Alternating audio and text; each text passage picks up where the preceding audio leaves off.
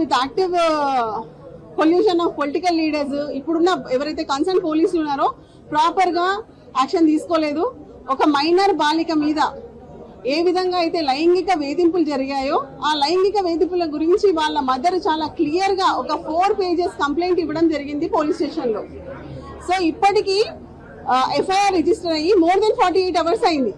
మనకు అందరికీ తెలిసిందే సుప్రీంకోర్టు టైమ్ అండ్ అగైన్ చాలా గైడ్ లైన్స్ ఇచ్చారు, చెప్తూనే ఉన్నారు ఏ విధంగా మైనర్ బాలికల మీద ఒకవేళ లైంగిక వేధింపులు జరిగితే ఎలాంటి సీరియస్ యాక్షన్ తీసుకోవాలి, ఏ విధంగా ప్రొసీడ్ అవ్వాలనే ఇష్యూస్ కూడా ఉన్నాయి.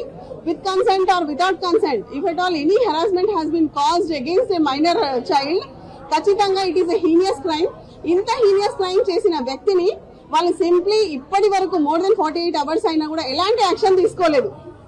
సో ఇది ఖచ్చితంగా పోలీస్ వాళ్ళు ఆన్సర్ ఇవ్వాలి. డీజీపీ గారిని కూడా మేము క్వశ్చన్ చేస్తున్నాము, ఏ విధంగా ఇంత సీరియస్ అఫెన్స్ లో అలాంటి మైనర్ బాలిక మీద లైంగిక వేధింపులు జరిగిన తర్వాత కావాలని చెప్పి సెక్షన్స్ ని డైల్యూట్ చేయాలనే ఉద్దేశంతో section 11 and 12 of POCSO act పెట్టారు.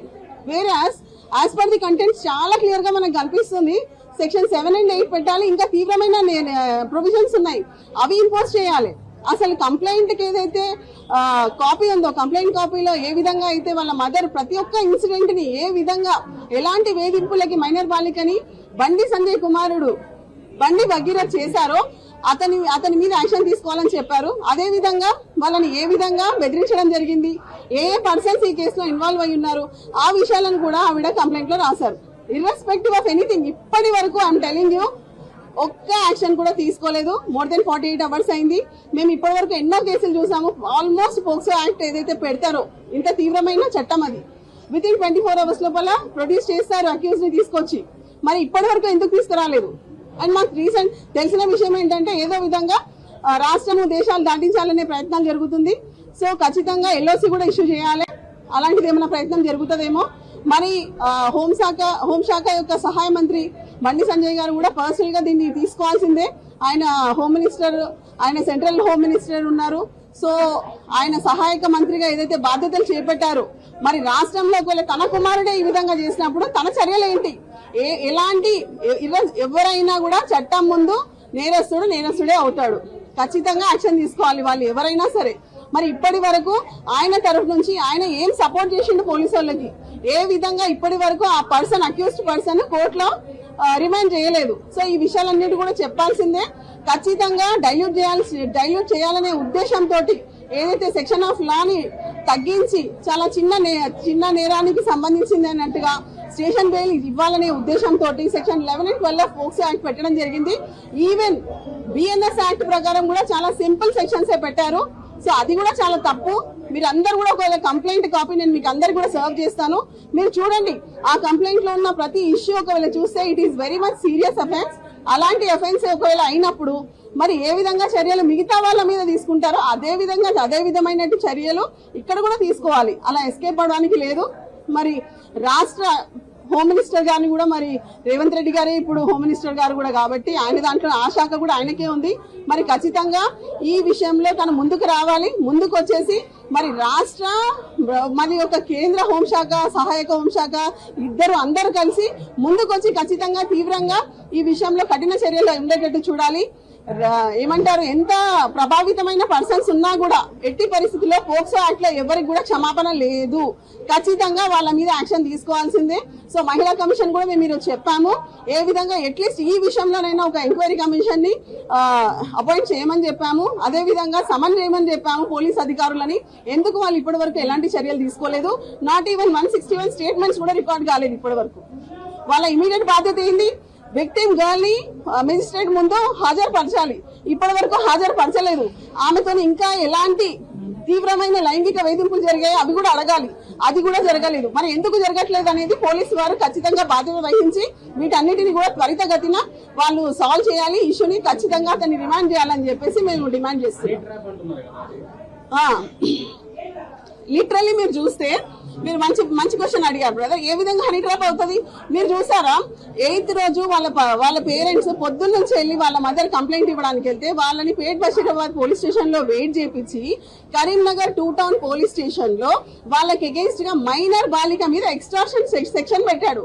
అందులో అతనే you just see the complaint contents లో చాలా క్లియర్ గా అర్థమవుతుంది. ఇండైరెక్ట్లీ ఈజ్ ఓన్లీ అగ్రీయింగ్ అతనికి మైనర్ బాలికకు ఉన్న ఇష్యూస్ ఏంటనేసి. సో సింప్లీ ఒక మైనర్ బాలికని హనీ ట్రాప్ అని చెప్పేసి అలాంటి ఒక అంటే తప్పుడు ఆరోపణ చేసుకుంటూ ఆ అమ్మాయి మీద చాలా తీవ్రమైన సెక్షన్ 308 క్లాస్ 5 10 సంవత్సరాల జైలు శిక్ష పడే సెక్షన్ ఏమో మైనర్ బాలిక మీద పెడతారు.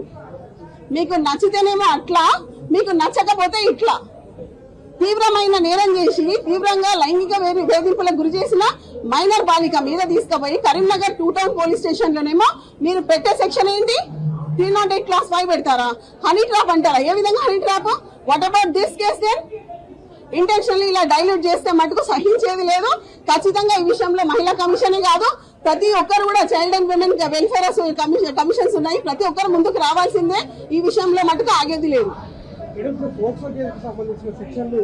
పోలీసులు కరెక్టే యాడ్ చేశారా మేడం? అదే చెప్తున్నాను, మేము అదే చెప్తున్నాం కదా. లేదు, యాజ్ పర్ కంప్లైంట్ ఏదైతే ఉందో సెక్షన్ 7 and 8 అట్రాక్ట్ అవుతుంది. అది కాకుండా సెక్షన్ 10 and 11 and 12 పెట్టారు. That is nothing, only harassment అంటున్నారు. వేరే ఏ విధంగా అమ్మాయిని ఎక్కడెక్కడ ఎన్నిసార్లు అమ్మాయిని ఎక్కడ తీసుకెళ్లి ఏ విధంగా లైంగిక వేధింపులకు గురి చేశారనే విషయాన్ని మటుకు కంప్లీట్ గా డైల్యూట్ చేయాలనే ప్రయత్నం జరిగింది. మీరు కంప్లైంట్ కాపీ చదవండి, మీకే అర్థం అవుతుంది ఏ విధంగా చిన్న పిల్లని మైనర్ బాలికని ఏ విధంగా హరాస్ చేయడం జరిగింది అనేది అర్థం అవుతుంది. కేసు నమోదైన 24 గంటల లోపే అరెస్ట్ చేయాలి, ఎందుకంటే అక్యూజ్డ్ బెదిరించే అవకాశాలు ఉంటాయి. మరి ఎందుకు చేయలేదు? లోపల ఏమైనా చర్చలు నడుస్తా ఉన్నాయా? ఇప్పుడు అదే ఏదో విధంగా ఇప్పుడు tampering of witness is very biggest crime in the eyes of law. Actual గా ఏ విధంగా కూడా కంప్లైంట్ కానీ విట్నెసెస్ ని కానీ వాళ్ళ ఎవిడెన్సెస్ ని ట్యాంపర్ చేయడానికి వీల్లేదు. కానీ ఇక్కడ ప్రయత్నం అంతా ఏం జరుగుతుందంటే బ్యాక్ ఆఫ్ ది సీన్ ఏదో విధంగా కాంప్రమైజ్ లేకపోతే ఒత్తిడి గురి చేసో చేయాలని చూస్తున్నారు. మాకు ఈ విషయం కూడా తెలిసింది. రీసెంట్ గా బండి సంజయ్ గారిని ఎప్పుడైతే వెళ్ళి వాళ్ళ మదర్ ఇట్లా మీ అబ్బాయి ఇలా చేశాడని చెప్తే, నీకు తెలియదు నా కోసం నన్ను ఎప్పుడైతే ప్రెసిడెంట్ పోస్ట్ నుంచి తీసేశారో అప్పుడు నా కోసం 8 మంది సూసైడ్ చేసుకున్నారు. సో నీకు ఇప్పుడే అర్థమై ఉంటది నేను ఏ విధంగా ఎంత అంటే ఇన్ఫ్లుయెన్స్డ్ పర్సన్ అనేసి మీకు అర్థమై ఉంటది అనేసి కూడా ఆ అమ్మాయి యొక్క తల్లికి ఈ విధంగా బెదిరించడం జరిగిందంట. ఇప్పుడు రాజకీయంగా అనేది ఇప్పుడు మీరు ఇదంతా వదిలేద్దాం. మనం రాజకీయంగా అన్నప్పుడు ఇప్పుడు సెక్షన్ 308 క్లాస్ 5 ఏదైతే కరీంనగర్ పోలీస్ స్టేషన్ లో కంప్లైంట్ పెట్టింది ఎవరు? ఆ కంప్లైంట్ ప్రకారం కంటెంట్స్ ఏంటి? మరి అందులో ఏ రాజకీయ కుట్ర ఉంది? వెళ్ళింది ఎవరు అంటే నీకు తెలుసు. ఇక్కడ పోలీస్ స్టేషన్ కి వెళ్ళి పేట్ బషీరాబాద్ పోలీస్ స్టేషన్ లో నీ మీద కంప్లైంట్ పడింది అనగానే పోలీసులు వాళ్ళకి ఇన్ఫర్మేషన్ ఇస్తారు. సో హయ్యర్ అఫీషియల్స్ ఎవరైతే ఉన్నారో పోలీస్ వాళ్ళు వెళ్ళేసి కరీంనగర్ 2 టౌన్ పోలీస్ స్టేషన్ లో సాయంత్రం 5 గంటలకేమో ఆ అమ్మాయికి అగేన్స్ట్ గా మైనర్ బాలికని ఏమని పెడతారా? ఎక్స్ట్రాక్షన్ సెక్షన్ పెట్టారు. 5 కోట్లు డిమాండ్ చేస్తే నేను 50,000 ఇచ్చానని చెప్పేసి. ఏ విధంగా మరి ఇది ఏ రాజకీయ పరంగా అతను బుక్ చేసిండు? మరి సో తన own case establishes that he has committed offence, he has committed heinous offence under POCSO act.